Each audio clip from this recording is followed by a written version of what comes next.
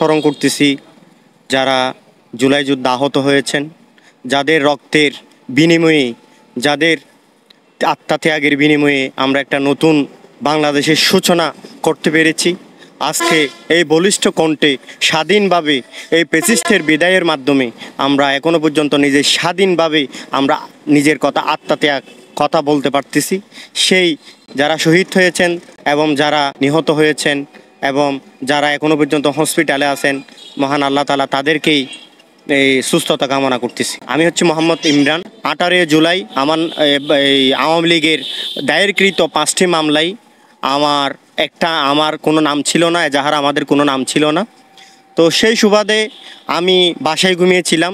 18 তারিখ জুলাইয়ের 18 তারিখ রাত 3টা নাগাদ SI মিল্টনের নেতৃত্বে আমার বাসায় একটি যৌথ টিম আসে এবং আমার পুরা বাসা ঘিরে ফেলে। হঠাৎ করে দরজা নক করার সাথে সাথে ইমরান ইমরান বলে ডাক দেয়। তখন আমার সেজু ভাই দরজা খুলে দেয়। তো দরজা খুলে দেওয়াতে তারা আমাকে বলে, ইমরান তোমার নাম কি ইমরান? আমি বললাম হ্যাঁ আমার নাম ইমরান। হয়তো আসো, থানায় আসো, তোমার সাথে ওসি স্যার কথা বলবে। তখন আমি বললাম যে আমার তো থানায় যাওয়ার কোনো প্রশ্নে আসে না, এত রাতে বৃষ্টি হচ্ছিল খুব বেশি। তো আমি ভয় পেয়েছিলাম, আসলে এটা আমার জীবনের জন্য খুব একটা আতঙ্কিত এক্সপিরিয়েন্স ছিল। তো আমি ভয় পেয়ে গেছিলাম। তখন হঠাৎ করে আমাদেরকে বলতেছে ওসি স্যারের সাথে কথা আছে, তোমার যেতেই হবে। তা আমি বললাম যে আমি সকালে যাই, ওরা মানলো না, বললো যে তোমার এখনই যেতে হবে। আমি বললাম যে 5টা মামলায় আমি সব এজাহার দেখছি, একটা মামলায় আমার নাম নাই, একটা মামলায় আমার নামে কোনো মামলা করা হয়নি, আমি কেন যাব? তখন অলরেডি আমি খবর পেয়েছি আমাদের এলাকার নেজাম ভাই সহ, বাদশারা এই জৈনাল ভাই সহ, রাশেদ আব্দিন সবুজ সহ এবং হারুন ভাই সহ অনেকেই অলরেডি গ্রেপ্তার হয়ে গেছেন। তাদেরকে থানায় পাওয়া যাচ্ছে না। অলরেডি তাদের ওয়াইফরা ডিবি অফিস সহ অনেক অফিস, থানা সহ অনেক জায়গায় তারা ঘোরাঘুরি করে তাদের হাজব্যান্ডের সন্ধান তারা পায়নি। আমি এরপর আতঙ্কিত হয়ে গেলাম, আমি ভয় পেয়ে গেলাম। তখন আমার সেজু ভাই মোহাম্মদ আইয়ুব আলী যিনি ছিল, তো ওনাকে আমি বললাম যে ভাই আমাকে থানা পর্যন্ত দিয়ে আসেন। তখন খুব বেশি বৃষ্টি হচ্ছিল। তা আমার বাসার পাশে তারা গাড়ি সংগ্রহ করে রেখেছিল। তো আমাকে অ্যারেস্ট করে আমাকে গাড়িতে প্রিজন ভ্যানে তোলা হলো, তুলে আমাকে থানা পর্যন্ত নিয়ে আসলো। তা আমি বললাম যে ঠিক আছে, ওসি স্যার কই? হয়তো ওসি স্যার সকালে আসবে, সকালে কথা বলতে হবে তোমাদের। আমি বললাম ঠিক আছে, এখন তো আমি এতটুকু পর্যন্ত আসছি, সেজু ভাইকে তাহলে বিদায় দিয়ে দেন। একটা কথা হচ্ছে যে সবচেয়ে বর্বচিত ইতিহাস হচ্ছে যে আমার সেজু ভাইয়ের স্ত্রী এবং আমার ভাইফু সাফওয়ানকে হসপিটালে ভর্তি ছিল। তখন হসপিটালে ভর্তি থাকাকালীন আমার সেজু ভাই ওখানে আসে এবং আমাকে বলে যে তুমি সেল ঘরে ঢুকো, তোমার সেজু ভাইয়ের সাথে কথা আছে। আমি তাদেরকে রিকোয়েস্ট করি যে আমার ভাইকে মুক্তি দিয়ে দিন, আমার ভাইকে যেতে দিন। আমি যেহেতু রাজনীতি করি, আমার যেহেতু পদবি আছে, আমাকে অ্যারেস্ট করেন, আমার ভাইকে মুক্তি দিয়ে দেন। তো ওনারা কিছুতেই শুনতে চাইলো না। SI মিল্টন বললো না, ছোড়া যাবে না। তা আমি বললাম যে ওনার পদবি নাই, ওনার কিছু নাই, ওনাকে কেন অ্যারেস্ট করবেন? কোনো মানুষকে আমাদেরকে আজকে রাতের মধ্যে 1000 মানুষকেই অ্যারেস্ট করতে হবে, এটা আমাদের উপরের নির্দেশ আছে। এবার রাজনীতি করুক আর না করুক, আমাদেরকে যে এখান থেকে যে কোনো একটা নতুন পদবি দিয়েই তোমার ভাইকে আমি জেলের মধ্যে প্রেরণ করব। তাই বললাম একটা মায়ের 2টা সন্তান, আমার আব্বু অলরেডি স্ট্রোক করা ছিল, আমার মাও অসুস্থ ছিল, আমার মায়ের বাবার আত্মা চিৎকারে পুরা এলাকাবাসী কাঁপতেছিল। তা আমার একটা মায়ের 2টা সন্তান, তাছাড়া আমার বাইফু হসপিটালে ভর্তি ছিল, এই করুণ জুলুমের শিকার হয়েছি আমার পরিবার। তো আমরা খুব বেশি চেষ্টা করতেছিলাম এই সেজু ভাইকে মুক্তি দেওয়ার জন্য। তো সর্বশেষ আমার বড় ভাই মুফতি ইউসুফ মুক্তি অনেক বেশি কষ্ট করছেন। উনি আমাদেরকে একটু দেখার জন্য সকাল থেকে 3টা থেকেই তিনি গেটের মধ্যে বসে থাকতেছিলেন।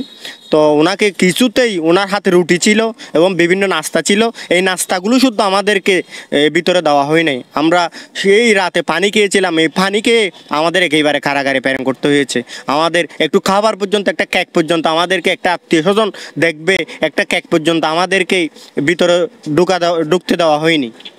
তো এর পরবর্তী এই 19 জুলাই আমাকে 2টি মামলায় এবং আমার সেজু ভাইকে 1টি মামলায় বিভিন্ন মামলায় আমাদেরকে কারাগারের মধ্যে প্রেরণ করেছিল। এবং কারাগারে প্রেরণ করার পরে সবচেয়ে বেশি বর্বরচিত ঘটনা ছিল, সবচেয়ে বেশি কঠিন বিষয় ছিল জেল ছিল আমাদের জীবনের প্রথম একটা বিষয়। জেল ছিল আমাদের জীবনের প্রথম একটি অধ্যায়। তা আমি এই বিষয়ের জন্য কখনো প্রস্তুতি ছিলাম না। তো আমাদের জেলের মধ্যে আরেকটি জেলের মধ্যে দেওয়া হয়েছিল, আমার জেলের মধ্যে আরেকটি জেল। আমরা যে জেল থেকে কখনো বের হতে পারতাম না, সাধারণ কয়েদিদের সাথে আমাদেরকে রাখা হয় নাই। আমি 2টা 3টা নাগাদ আমি কারাগার থেকে বের হয়েছিলাম। আমি যখন বাসায় ঢুকতেছি তখন আমার মা আমাকে বলতেছিল, তোমরা তো গেছো ভাই, আজকে আমার একটা ছেলে কারাগারে রেখে তুমি কেমনে চলে আসছো। তখন আমার মাকে আমি কি জবাব দেবো, আমার কোনো প্রশ্ন ছিল না। আমার মাকে আমি জবাব দেওয়ার মতো কোনো প্রশ্ন ছিল না। আমি আল্লাহকে বলতেছিলাম, আল্লাহ কি জুলুমের শিকার হচ্ছি আমরা। আমার মা কান্না করতেছিল খুব বেশি। একটা ভাই একসাথে অ্যারেস্ট হয়েছি বিনা কারণে, আর একটা ভাইকে রেখে আমি কারাগার থেকে চলে আসতেছি। আমার মাকে আমি বুঝাচ্ছিলাম, আমার মা যে কোনো মুহূর্তে হয়তো সরকার পতন হতে পারে, তো হয়তো মুক্তি হয়ে যাবে। কিন্তু যে মামলায় ছিল এগুলো 2-3 মাস 4 মাসের আগে জামিন হওয়ার মতো কোনো পরিস্থিতি ছিল না। হয়তো আমি মাকে মিথ্যা সান্ত্বনা দিচ্ছিলাম। তো আমার মা আমাকে ভাত দিয়েছিল, ভাত খাইতে খাইতে আমি হয়তো 3 লুকমা খেয়েছি। হঠাৎ করে আমার খালাতো ভাই তৈয়ব ভাই ফোন করে সরকার পতন হয়েছে। তখন আমি সাথে সাথে শুকরিয়া নামাজ পড়ে আল্লাহ তাআলার কাছে শুকরিয়া জ্ঞাপন করি। আমি আল্লাহ তাআলার কাছে বলি, হয়তো আমি একজন সফল যোদ্ধা। আমি আমার জেল বিতা যায়নি।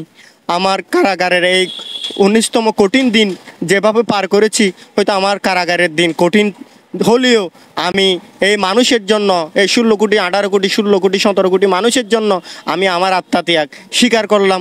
আমি সবার মুক্তির জন্য আমি হয়তো এই আত্মত্যাগটা সবার কাছে স্বীকার করলাম। আমি এর পরবর্তী 1 ঘন্টা পরে শুনলাম আমার ভাইয়ের জামিন হয়েছে। এর চেয়ে বড় খুশির খবর আমার আর কিছু ছিল না। 6 আগস্ট আমার ভাই 4টা নাগাদ মুক্তি হয়। আমরা একসাথে এই শহীদ মিনারে মিলিত হই। এরপর থেকেই আমরা একসাথে আছি। তো আমি যারা এই আন্দোলনে অনেক বেশি ভূমিকা রেখেছেন, যাদের রক্তের বিনিময়ে আজকের এই দেশ, যাদের আত্মত্যাগের বিনিময়ে আজকের এই দেশ, যারা অনেক বেশি ভূমিকা রেখেছেন, যাদের রক্তক্ষয়ী হয়েছে, যারা শহীদ হয়েছেন, আমি সবার প্রতি কৃতজ্ঞ।